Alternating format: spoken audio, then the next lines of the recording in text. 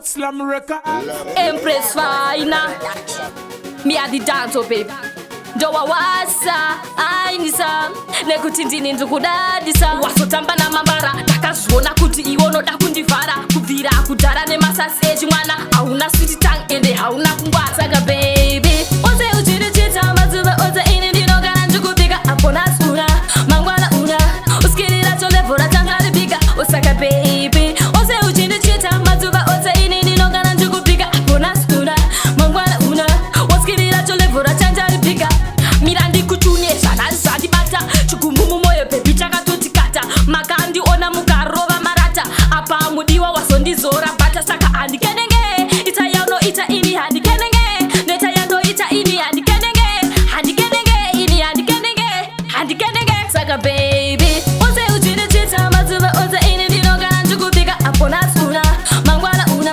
Uskirira cholevora tangari pika. Osaka baby. Ose uchine chita mazuva ose ini dinogana chukupika. Apona suna, mangwana una. Uskirira cholevora tangari pika. Usanfonere nekuti ndiwe wandidina. Nesuro ndakakuona una sarafina. Wakabata mazai mumwe ane chingwa. Hanzi mwana wateto funga ndinafungwa. Ha, wasotamba na mambara. Takazona kuti iwono dakundivara. Kuvira kudara nemasasi echimwana. Hauna sweet tongue ende hauna kungwa. Saka baby, ose uchine chita mazuva ose ini ndinogara ndikupika. Apona suna, mangwana una.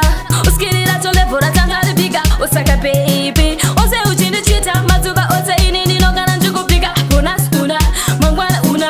Uskirira cholevora tangari pika. Mirandi kuchunyesha nazandi bata. Chukumumu moyo baby chakatotikata. Makandi ona mukarova marata. Apa mudiwa wasondizora bata. Saka andikenenge. Ita yauno ita ini handikenenge. Neta yando ita ini handikenenge.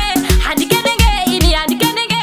Handikenenge. Saka baby, ose uchine chita mazuva ose ini ndinogara ndikupika. Apona suna, mangwana una.